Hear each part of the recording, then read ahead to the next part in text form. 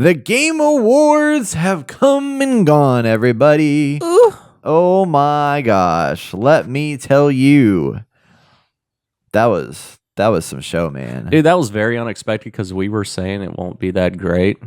Yeah. But it was actually pretty damn good. It was so freaking Especially good. all the world premieres. I felt like it was mostly world premieres this year. compared to last year. It was interesting. I was listening to one of those podcasts talking about stuff like before and after, and like what they want. Like, because there's been a lot of criticism around the Game Awards, and that some people wanted to like lean in on the award show thing and have more focus on like devs getting up there and talking and this, that, whatever, and less on the premieres. Yeah. But then obviously a lot of people come to it for the premieres because that's like the big thing. Like, that's what I really want. But I also love that there's attention to the awards, and I hate it when they started like, getting people off stage and like putting timers up on them, which it seemed like there was timers this year too, but like there wasn't any discussion around it on the show, which I thought was good. It felt like people had like reasonable time. That it needed makes reasonable me time. wonder if they like told the guys, "Hey, plan out your speeches. We don't want to be dicks, but we have to keep the show going." Yeah. And I personally felt like it was pretty balanced between the world premieres and the award portion of it. I agree. No, you're good. I was just making sure my audio was pulling too there. Okay. But yeah, no, it definitely was a good balance with everything. I feel like the pacing was pretty solid. Yep. I love that. I know he got a lot of criticism last year for not calling out the job, all the people that got fired and like lost their jobs and stuff. And like, this is a place for that. And I love that they were like, let's do the Game Changers Award and give an award to somebody who is recognizing and helping and supporting people who have lost their jobs. Yeah. And I was like, that's the way to do it right there. That was perfect. That did the thing. It was Sven went up there talking about, I can predict the future and I can tell you what's going to win, and it's going to be people that make good games and aren't about microtransactions and all this bullshit. And I was like, you know what? He's honestly pretty right, because he's won. This year was Astrobot, which had no microtransactions, none of that bullshit. Sekiro's Shadows Die Twice a couple years ago won. It Takes Two. All those games were just like good games. Yeah, 100%. It's like, frick yeah, so good.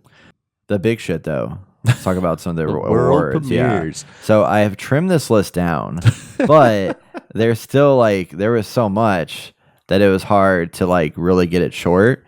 So we're going to go through all of our favorites, talk about them, and then, that's the plan, because there's some good ones. Shit. One of the biggest ones, opening up the showcase, The Witcher 4. Isn't that revealed. crazy? Yeah. That was the first. I figured that would be like towards the end. That was their first big world premiere. I feel like they're really good at like, having like a beginning, a middle, and an end. So it's like, let's throw some big heavy hitter off at the beginning and then an even bigger heavy hitter at the end or whatever. And then like, but this year, I mean, even the middle was pretty, there was a little period where it got a little slow, but it's overall, I mean, it was just banger after banger. Yes. And even stuff that like I wasn't excited about. There was something there for everybody to be excited about, which I thought was crazy. Yep. Because like, I mean, I'm going to jump down a little bit, but when Okami was announced, like I didn't know anything about Okami, but apparently that game was amazing, and it's the first sequel for 18 years, which is like that one. That was the one that has a little like white dog character. Oh yeah, that runs around. yeah. Julia got really excited about. about. And I was listening to people talk about Okami, and they were like, yeah, apparently when this game came out in like 2006 or whatever it was, it was up against Zelda Twilight Princess. It came out the same year, and people were saying this is the better Zelda game, which I thought was pretty wild. Shit. So it's interesting. I don't know if I'm going to play it, but I'm surprised you haven't played it. I figured that'd be a game you would have played or picked up, because the artwork's phenomenal in it. The gameplay's pretty decent and stuff like that. But there was an era. My childhood was interesting. I definitely did not play games. I played a lot different games differently. I played a lot of Halo shooter games, but not. See, I wasn't a Halo guy. Oh, I mean, I got forced into Halo. I was like a Halo hater for a long time. I was like, screw that game. I'm not going to be part of the mainstream. Yeah, I don't want to be part of your system. I throw it on the ground. But no, I was all Call of Duty all the time. Okay. And then I thought that Call of Duty came before Halo, and then you were wrong. I was corrected and found out that Halo came first. But I also played Delta Force. That was my first shooter, and that was back in like 1998, I think. Okay. So, I mean, OG shooter player right here. I got you. But anyway, yeah. So a lot has changed. Like I didn't play RPGs up until like Mass Effect 1 was my first RPG I ever played. Same. Yeah, that was my first one. Yeah, well, it was Mass Effect 2 technically because Mass Effect 1 wasn't on the PlayStation, and I had a PlayStation. Yeah, and then when Mass Effect 2 dropped, they put it on PlayStation and Xbox. So that's crazy. Yeah. And then speaking of beginning and end, we're gonna hit some heavy hitters right at the beginning here, but at the very end of the showcase, they closed it out with surprise. A new game. Uncharted in space. Yes. Intergalactic, the Heretic Prophet, which is Naughty Dog's next game. We knew they were working on a sci-fi game. I actually want to go back to... I need to go back to our video where we talked about what would the next Naughty Dog game You don't be. need to go back to that. And we talked about sci-fi, and I'm curious to know like what we talked about. But before cars, before pirates. Oh, okay. Yeah. That was an interesting conversation. Anyways, but this looked. What do you think of this? What do you think of Intergalactic? I'm digging the 80s space vibe thing that's going on with it. The character, you don't get much from the character, but it almost feels like Cowboy Bebop. I've watched a couple of episodes of that. I never read the comic or watched the new movie or TV show that was out. But it had that vibe. It seems like you're a bounty hunter of some sort, possibly, because she said she was a hunter. Yeah, so on their blog, they gave some more insight, and it says that Intergalactic stars our newest protagonist, Jordan A. Munn, a dangerous bounty hunter who ends up stranded on Semperia, a distant planet whose communication with the outside universe went dark hundreds of years ago. In fact, anyone who's flown to it to unravel its mysterious past was never heard from again. Ooh. Jordan will have to use all of her skills and wits if she hopes to be the first person in over 600 years to leave its orbit. But yeah, I'm digging the vibe of it, right? Yeah. And plus, I like the product placement in it. Like, I don't know why. I usually hate it. Yeah. But like having the Porsche spaceship, having the Sony stuff written on her radio, and then her Adidas. I can see Adidas coming out almost like a special edition retro shoes of those. They light up and stuff. I don't know. I'm digging it. And then Brett and I were just watching the trailer a while ago.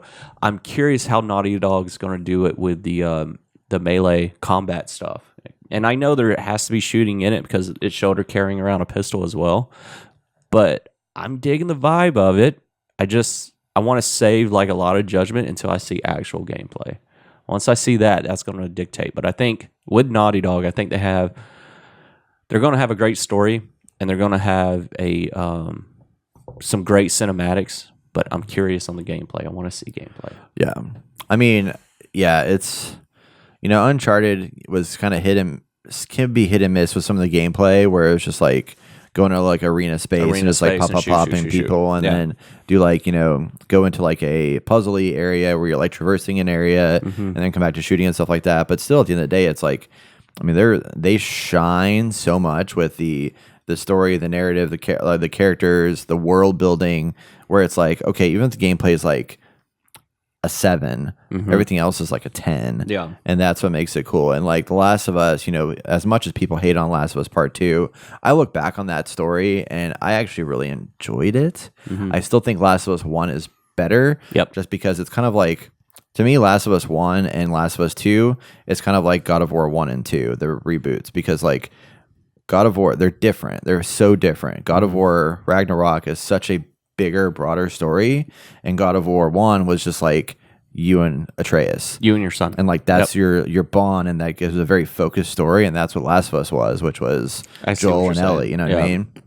So it's like it is hard. I mean, they're in essence very different stories, so they're hard to compare the two. And some people will like that more focused story, and some people will like the more open ended kind of like broad thing. But like, I mean, looking back on The Last of Us, I mean, they made some bold moves with that story, and I think there was some really great. I still remember a lot of pieces to that, even though the game was like 30 hours long. Like I remember all the set pieces that took place throughout it all. So I'm excited to see how they take this up in space, and the fact that it's focused on a planet, I think is good, because I think we had talked about like, oh, it'd be cool to go to different planets, but we've seen how Starfield kind of shat on the bed with that one a little bit. I think a space game that's focused on a similar area, yeah, and like you were saying earlier about like, can they do a better Star Wars Outlaws? Like, I think that's a fair point here. It's like, will they do that? And like Last of Us Part 2 was never an open world, but for whatever reason, the way that they designed it made it feel like it was an open world, even though it was very linear in its pathways and stuff. And I feel like they might do the same thing here, or maybe they will open it up. I don't know. We'll see. They'll probably do the same thing they did with Uncharted 4. It's linear, but there's still open spaces. Spaces. Yeah. What's another game that I was thinking about that did that? Oh, well, God of War is a prime example. 2018. It was still a linear path, but there was areas that were open to find puzzles, collectibles, fight more enemies, and stuff like that. So, So looks good. It's gonna have Trent Reznor and Atticus Ross doing the soundtrack. I mean, the music already. I mean, it's like, I think it's supposed to be set in the 80s, so it's like a retro futuristic show or video game. And I mean, it's got a vibe, which I cannot wait for. Kind of reminds me of the excitement I got with Cyberpunk, and I just hope it doesn't suck at launch like Cyberpunk. But like, Cyberpunk had such a cool had that like Cyberpunk like retro but future like kind of vibe going on, and I like that theme a lot. So should be good. Then we got Elden Ring spinoff, PvP and PvE. Very exciting. This one was called Elden Ring Night. What was it? Night Ring. Are you going to pick it up? I mean, I think if you're down to play, I'm down to play. I might be. It depends. Like, it depends if it this new DLC. Is it DLC or is it a whole new game? It's a whole new game. It's a whole new story. It's in the world of Elden Ring, but it's a separate story. Okay, then I'll probably pick it up. If it's a brand new game and I don't have to pick up where I left off with Elden Ring. Nope. It's 3-player co-op game that's spun off from Elden Ring. I can do that. Yeah. But I'm just excited about the fact that it's like focus on 3-player. Yep. And it's like that is what it's meant to be. And I'm like, hell yeah. Like, because I think that's the only time I had fun in Elden Ring is when Austin was playing with me. Yeah. But the biggest issue was like doing doesn't work the very well. summoning circle to bring a player in. Yeah. Because if I died, Austin would die as well. Right. And then I'll have to collect these little like things to do another summoning circle to bring him back. Right. So it was quite annoying. So I'm happy. Don't get me wrong, Elden Ring's a phenomenal game. I just can't play it by myself. I'm happy that they're doing an Elden Ring spinoff, which is going to be fun. Yeah, give them time to cook on their next. Are you going to get it on event. PC or? I can do this one on PlayStation. Yeah, this will be a good PlayStation game for me, I think. All right, I'll have to talk to Austin. Yeah, it'll be fun to stream. Yeah, third person stuff is for me is more PlayStation my vibe. Unless I can get it cheaper and like Star Wars Outlaws, I got it with the pass. Ubisoft thing, which unfortunately is not available on PC yet. I don't understand why, or on PlayStation yet. So It is what it is. And then they showed the Shadow of the Colossus devs revealed their next property. Yeah, which was very exciting looking. It was a picture of a person climbing up a robot or a big, huge, beastly character. It's called Project Robot. And this is a team that did Ico, Shadow of the Colossus, and The Last Guardian. And this is their next big. The robot title. looked like one of the Colossus. Yeah.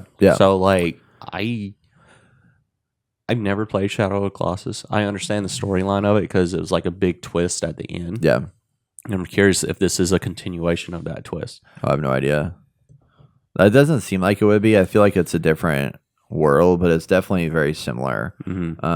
I'd recommend playing Shadow of the Colossus. It actually runs really well on the remaster that they brought out recently, or the most recent remaster, because I think they've done it like 2 or 3 times now. Yeah, but they or it was a remake. It was Bluepoint that did a remake. Yeah, and it was really good. Man. It's hard. It's really hard, but it's a lot of like puzzling. Basically, there's not much combat there. It's just you're climbing monsters. Yeah. Big old creatures, but it's really cool, and I'm excited for this one to see what they do with it. So they change up that formula, and then we got the Borderlands 4. How did you feel about that? So I was going to ask you the same question. so I'm hyped for Borderlands 4. I love Borderlands, the franchise. I feel like I'm at a point where the Borderlands formula is getting a little tired. And I'm kind of like, this trailer didn't wow me in any capacity. Same. Like normally it's like I expect Borderlands, badass song, badass action, funny commentary throughout the trailer, And this was just mid. Super I was mid. very surprised. Yeah, I don't know. I'm not hyped about it at all. And it's weird because every Borderlands game, I was just like, fuck yeah, dude. I'm excited. But this one, I'm just kind of like, okay. Yeah. It looks good. I mean, there's a nice song, and it looks good. So one thing I read about this that was not announced or revealed in this, which I feel like should have been, because, they were really good at like big, huge title pop-ups that says thousands of guns, lots of this, like very like in your face kind of like mentions. And I do love like the villain kind of setup here, because I think I didn't like the other villains that they had that were just like, oh, we're streamers and blah blah blah, and this is more serious. You too, and I kind follow of appreciate us, hit that smash button, like button. But what I heard is that this is Borderlands' first open world, and it's if you can see it, you can go there. So it's gonna be a fully open world game, which hasn't been done yet. I don't like that. Yeah, that's why I'm curious. So like, if you look at, there's multiple areas still, but like, it's not like the linear paths like we're used to. Apparently, it's like if you can see it, you can get there kind of vibe. And I'm curious how they'll be able to develop that. I don't know how I feel about that. How do you feel about it? And they didn't really showcase the characters that well, in my own opinion. They look cool from just like first glance, but I wish they would have like introduced who they were. There's Zane, because there's always a love of like, who are these people that we're looking at here, Yeah, like they're different classes, they're different abilities. I get it. We'll probably get that later on, but I do love Borderlands so much, but this trailer didn't excite me at all. No. My hope is that it's just like, okay, this is a bit of a miss for them, and oh, that's their whole thing. Break free. Okay. So open world. Yeah. I feel like Borderlands in general is pretty open. I don't think it's that. Yes, going through like the story bits is kind of linear, but not. I don't know what they're getting at. Like the area is pretty. No, it's like, we're talking like Breath of the Wild, like open world, like here. Yeah, see that mountain? You can climb it, open world. So, so on Forbes, there was an article that came out that said the series has long been known for its self-contained zones with different aesthetics, enemies, and themes. A dozen plus instances, in some cases, with loading screens between them. They're going the Skyrim route, where it's like, see that mountain? You can climb it. Claim that Skyrim had ahead of launch, which actually, okay, so they didn't do that. But Pitchford said, now, when you look at this scene in the trailer, you can see these characters looking out at a vista. In every video game you ever played, that's been a backdrop in their games. In Borderlands 4, everything you're seeing is a playable space that you can get to and reach without a load time. Ooh, okay. Yeah. Okay. You know what we should do? What? We should just play Borderlands 2 again. Oh, yeah. I'm worried it won't hold up very well, but yes, I'd be down. Yeah. Yeah, because it was good. Still, hands down, my favorite one. Besides the pre-sequel. Pre-sequel's pretty good. Pre-sequel wasn't bad. Yeah, I like pre-sequel for sure. But yeah, no, definitely not as hyped on Borderlands as I was hoping to be, but hopefully they bring out some new trailers that'll change our mind. Do you think Borderlands 3 and the movie just gave us like a super bad taste in our mouth and we can't look at this trailer for what it is? Maybe.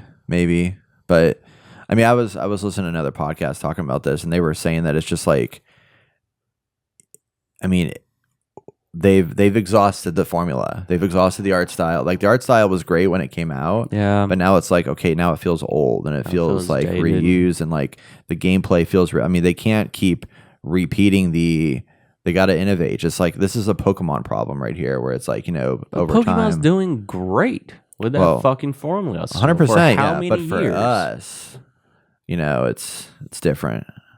I don't know. And this Borderlands I feel like that's a cop out, dude. Yeah. I think it's the story. I think the story's fucking. Everything else is fine. That formula, will work. Okay. Yeah. Plenty of games. I see what you're saying.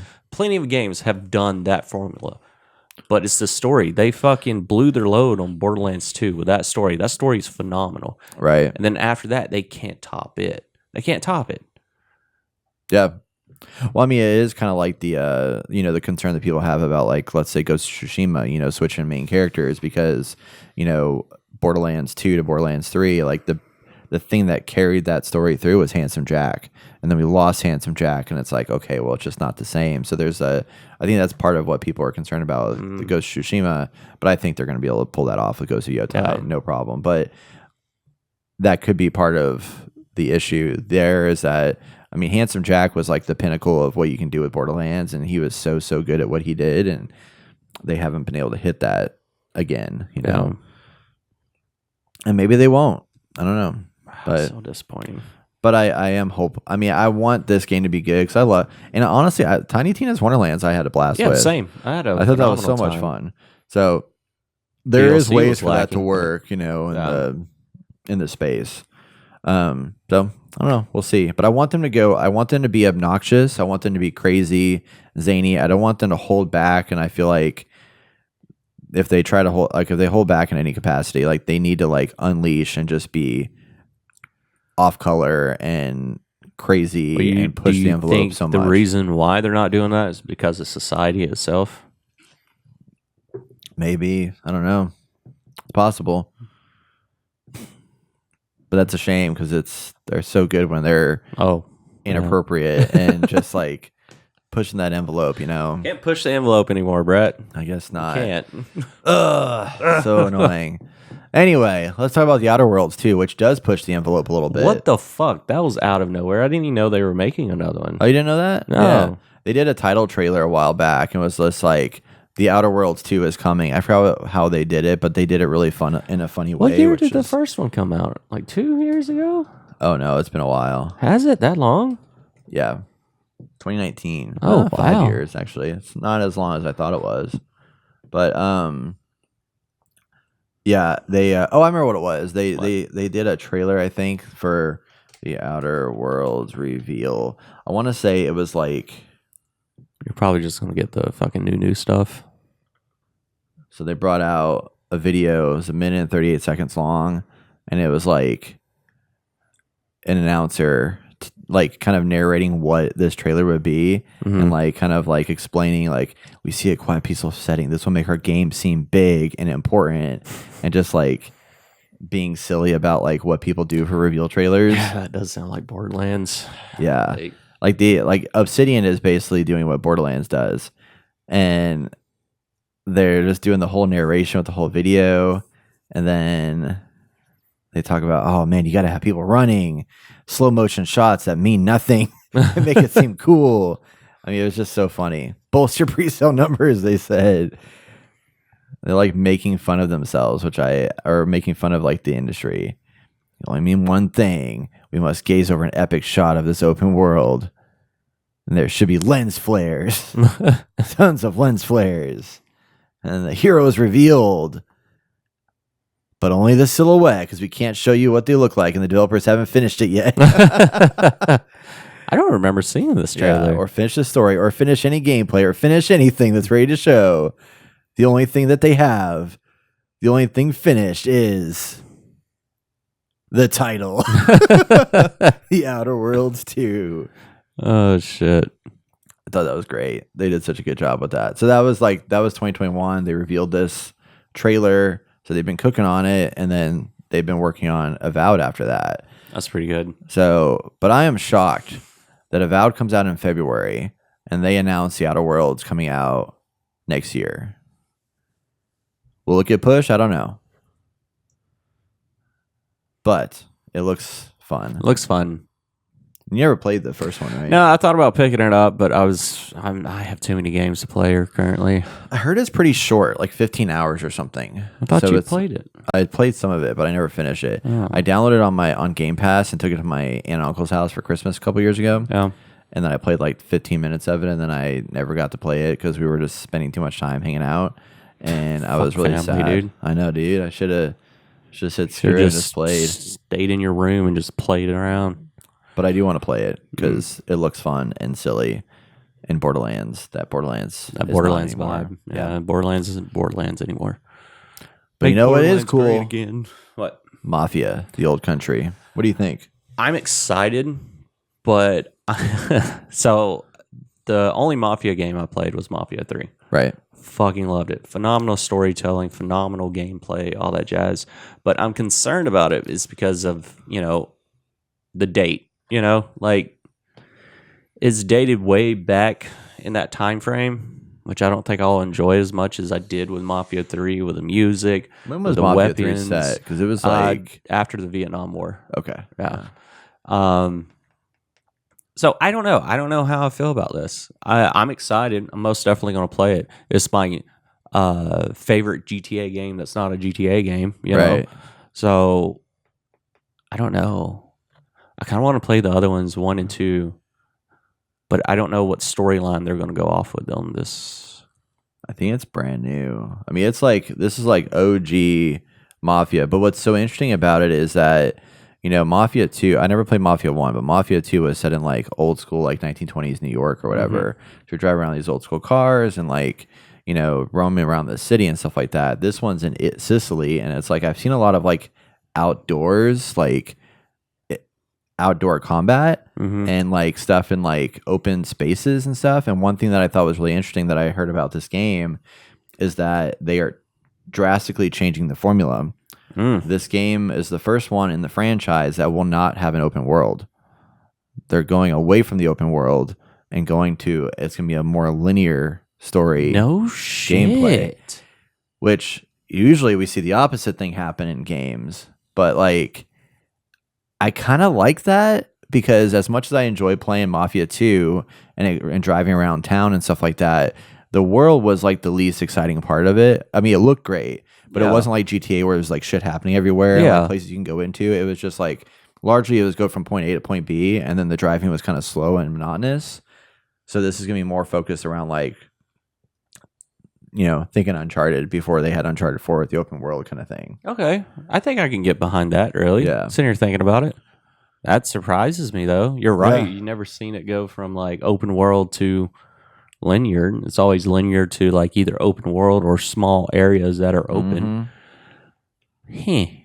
So very, very interested in that. But yeah, I mean, I think I'm really excited about it. I mean, Mafia 2, I wish I need to go back and play Mafia 3. I have it on my PlayStation. I need to go play it and try it out. Mafia 1 might be a little too old for me to jump into. Yeah, but, that's what I was thinking. As much as I love the idea of it and stuff, it's just too old, But Mafia 2 was fantastic. I've heard Mafia 3 is great. Mafia 3 is phenomenal. I fucking love Mafia 3.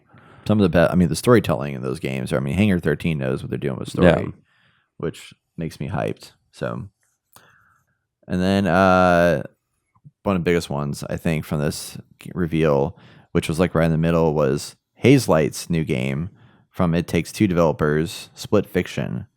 I like it. Where you have two people who are writing stories. One does sci-fi, one does fantasy, and they get sucked into this simulation and are experiencing their stories in real time play out, some being sci-fi and some being fantasy, and they have to escape. And I was like, holy shit, they took It Takes Two and made it even more insane with like new abilities and new stuff, and like the gameplay looks zany and crazy as you'd expect. So, and there seemed like there's going to be just good storytelling and conflict between the two characters. I think I like that the most. Yeah. And just like the gameplay itself, like tells like a really good story. Like the whole sequence where they're like, oh yeah, you start playing as a baby dragons and they get bigger and then eventually they become full size dragons. I'm like, that's sick. Just the visuals alone look incredible. And then they're doing the same thing that they've done before where you buy the game and you can play with a friend online or in person for freezies. Love it. Which is great. So you don't have to buy two copies, which old every fashioned. game should do that. Some couch co-op as well. That's what I love the most. Oh yeah. I can't wait. Looks great. Split Fiction comes out next year, believe it or not. In March, I believe is when they said. I believe that's when it was. Let's see. We're getting closer to the end here. Split Fiction, March 6th, 2025. Nice. That's a big day because that's also when Fragpunk comes out. Yeah, there was a lot of games coming out in March. And then we had Project Century was a new game from the Like a Dragons devs. Looked pretty cool, kind of interesting. Anything you want to talk about? On that Nah, one? I'm good. No? Okay. Sifu is coming with a new game in summer called Rematch.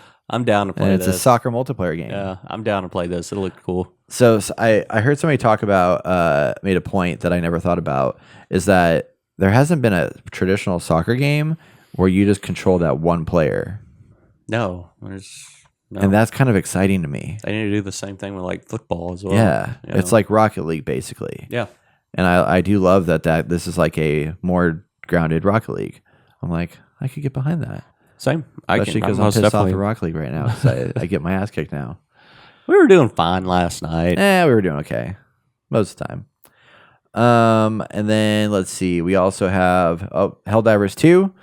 What a reveal. What a reveal. I mean, that dude walked out on stage. You knew something was going to go down.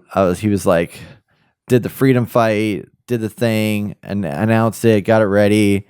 And then it's like, you got to direct your attention to this trailer. I was like, what? Fucking Illuminates here, baby. Illuminates are here. But to hear more about what we think about the Illuminates, you got to watch our other video on YouTube. So you should go check that one out. Or listen to it on the podcast coming up soon. Because we're going to talk about it here soon. Oh, yeah. So we won't dwell on that any further. So Shadow Labyrinth, I'm bringing this up because this is Pac-Man. Pac-Man. Oh, that's right. This is the one that basically is like if you've watched Secret Level. Yeah, the Labyrinth. This is Labyrinth. And I'm curious which came first, Secret Level or this? I feel like it both came up at the same time, because they were probably like, oh, we can actually turn this into a game, So probably Secret Level. Yeah.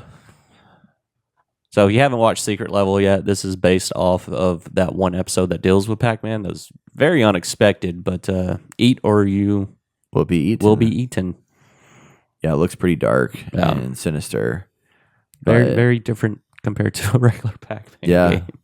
Side-scrolling platformer or action-adventure platformer thing. Mm-hmm. Probably Metroidvania. Wouldn't be surprised. But that was during the prequel. And then Steel Hunters is a mech game available on playtest now. So I signed up for it. I have the code. I haven't played it, so review coming soon. Ooh, nice. Splitgate 2. I realized that was just an ad, but that's okay because I love Splitgate. Coming in 2025. Wait. No date yet. Oh, I can't wait for When do you think this is going to come out? Probably March. March 6th. Yeah, March 6th. Damn it. It's probably all going to come out in March, dude.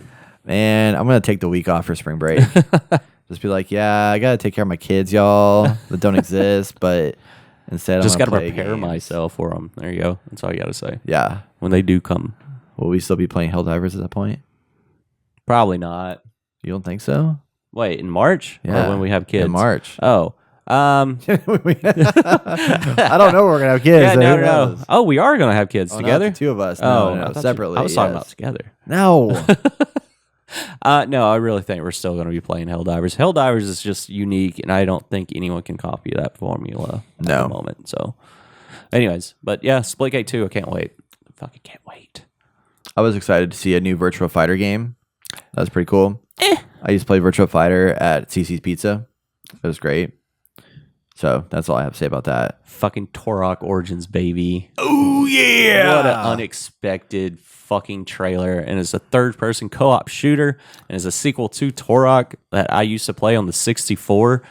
What the fuck, dude? That was not on my bingo card this year. Yeah, it wasn't on mine either. It doesn't look like full-on Turok. Like it was I was very unsure at the beginning, but the fact that Saber Interactive is working on it, I mean, they've been putting out bangers in like original like IP properties. Like World War Z was good, Warhammer 40K Space Marine was good, and this alone just sounds great. And it looks like they have the same action or the same animations, I feel like, for Turok fighting the dinosaurs. Yeah. I'm like, hell yeah. Yeah, let me tear up those dinosaurs. I feel like it's a good mix between Warhammer and fucking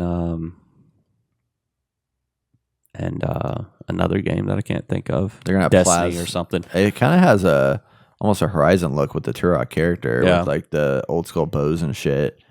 But yeah, you got ray guns, plasma rifles, snipers, bows, shotguns, and more.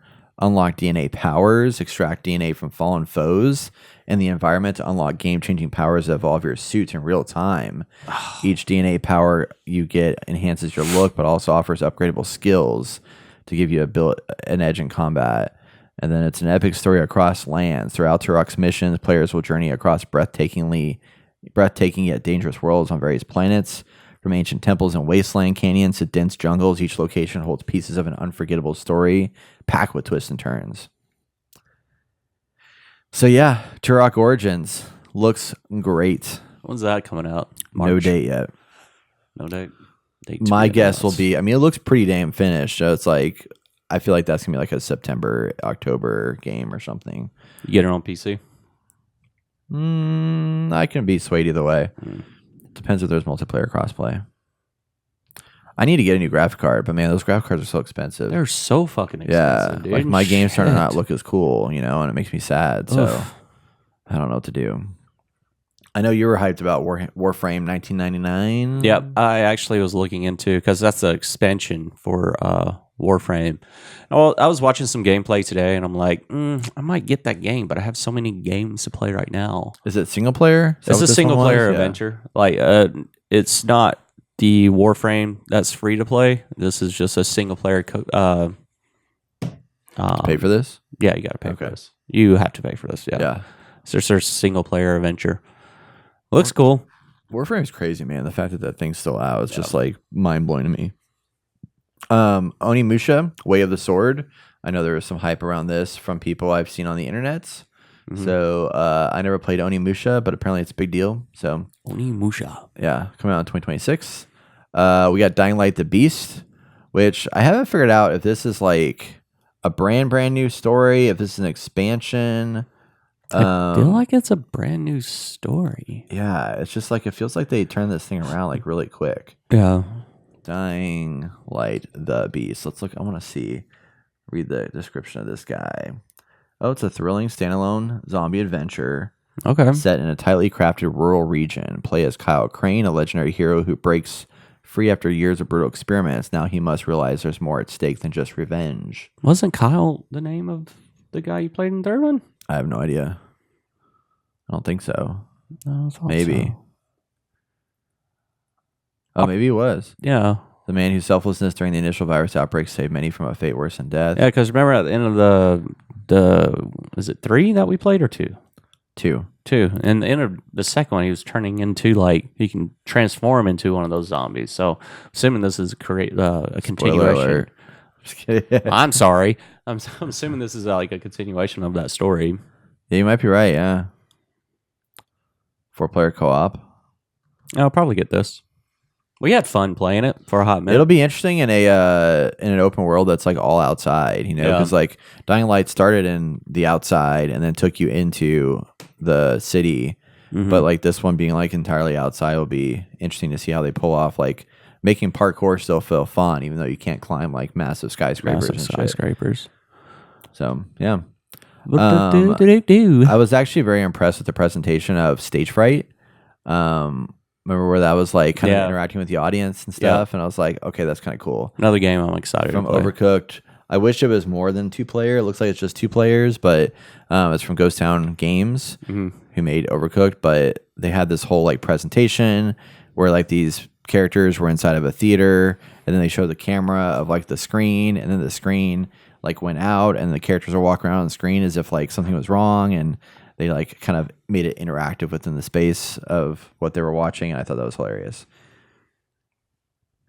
So, yeah. Another little couch co-op. Nice little co-op adventure. And I love the tease where it's like they're watching something, you can't see it. And I was like, show me what they're doing. And then you finally get to see it at the end. And that was cool. It's like they're in the same place, but it's different. It's almost like split fiction. Yeah. But, yeah. I bet you it'll be super fun. It really looks like super split fiction in a lot of ways. It's crazy. Coming soon. And then Hello Games is in there, which is the people from No Man's Sky. So I'm curious how that interaction. I wonder if Hello Games is producing it. Maybe. Probably. Yeah, it could be.